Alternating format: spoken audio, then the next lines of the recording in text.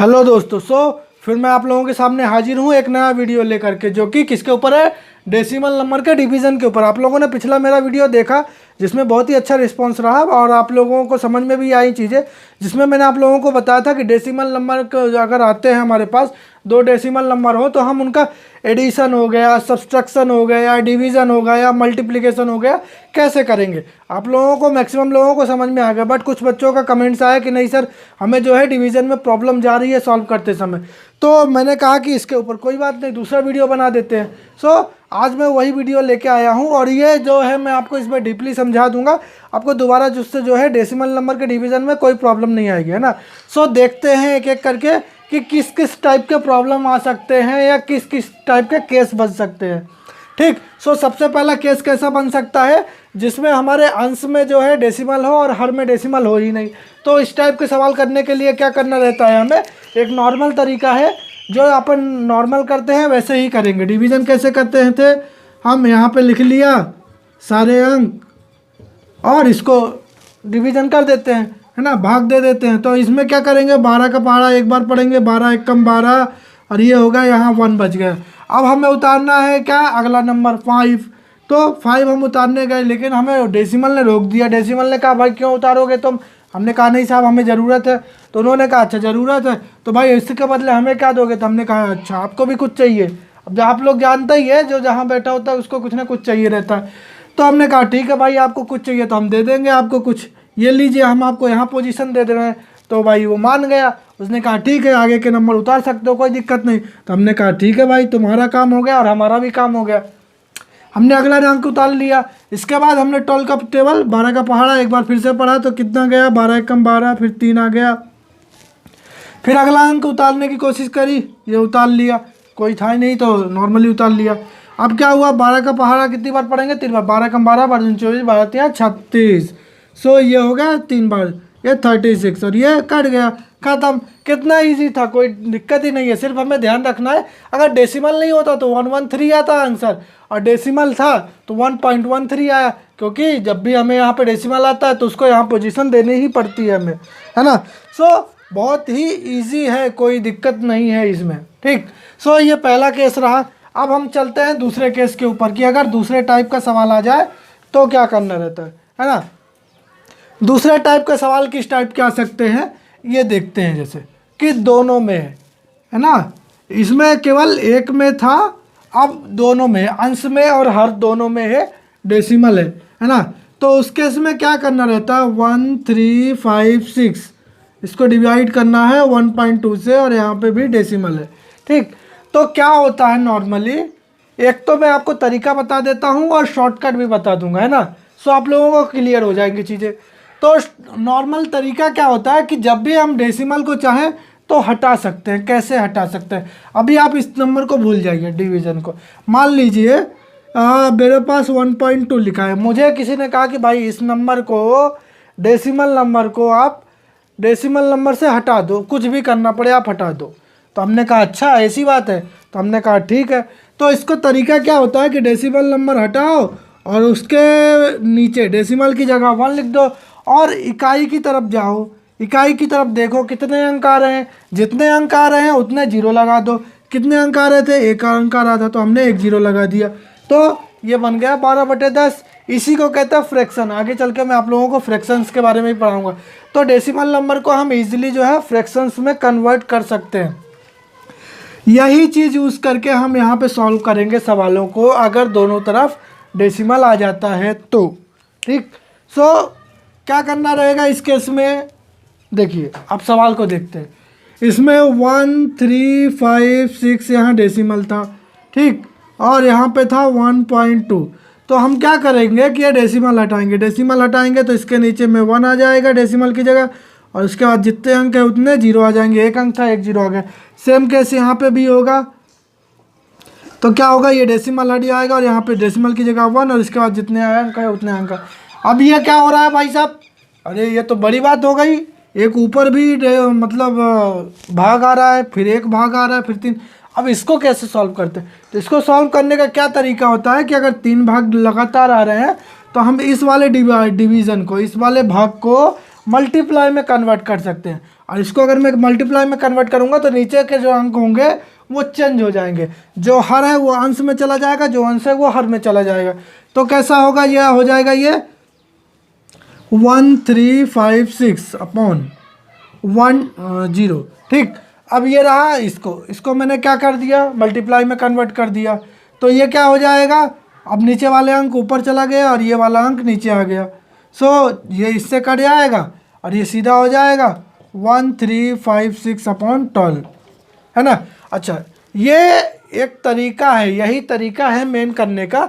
But अब इस चीज़ को इतना लंबा प्रोसेस कोई नहीं करना चाहता है अगर, तो हम क्या कर सकते हैं कि हम गिन लेते हैं। कैसे गिन लेते हैं और क्या गिन लेते हैं मैं वो बताना चाहूँगा। इस चीज़ को आप लोग नोट कर लीजिए और नहीं तो दोबारा वीडियो में देख लीजिएगा, है ना।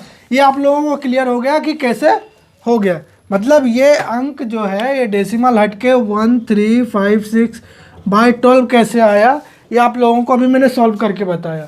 ठीक, अब इसमें क्या होता है, दूसरा तरीका हम ऐसे भी कह सकते हैं कि जो ये अंक है, हम सबसे पहले जब भी सवाल को देखें तो देखें कि किस डेसिमल के बाद जो है इकाई की तरफ जाते समय कितने अंक आ रहे हैं। इसमें भी एक अंक के बाद जो है डेसिमल था, इसमें भी एक अंक के बाद डेसिमल था, दोनों का सेम था, तो ये डेसिमल से डेसिमल कट जाता है और ये कट गए तो क्या बन गई, ये वही बन गया ना।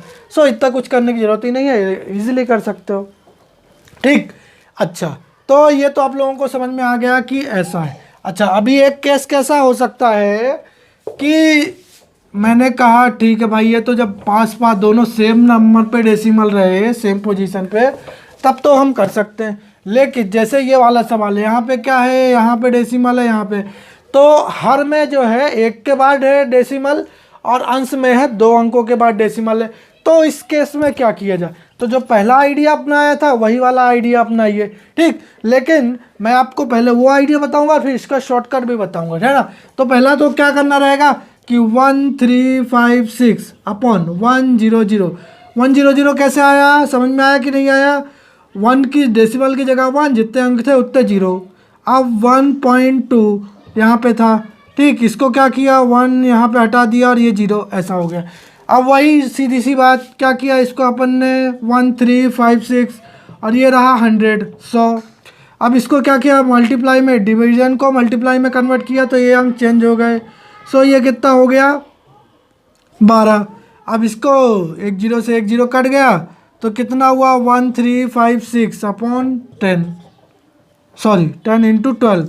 इन दोनों को मल्टीप्लाई करेंगे तो कितना आ जाएगा, इन दोनों को मल्टीप्लाई करें तो कितना हो जाएगा, 120 आ जाएगा, है ना। सो आप लोगों को समझ में आ गया होगा। अच्छा, ये तो एक नॉर्मल कन्वेंशनल हो गया समझाने के लिए, अपने को इतना ज़्यादा करने की ज़रूरत ही नहीं है। क्या करना है कि जब भी इस टाइप का सवाल आए कि जब सेम है तो आप लोगों को इजी लगा, अब जब डिफरेंट हो तो भी इजी लगना चाहिए ना।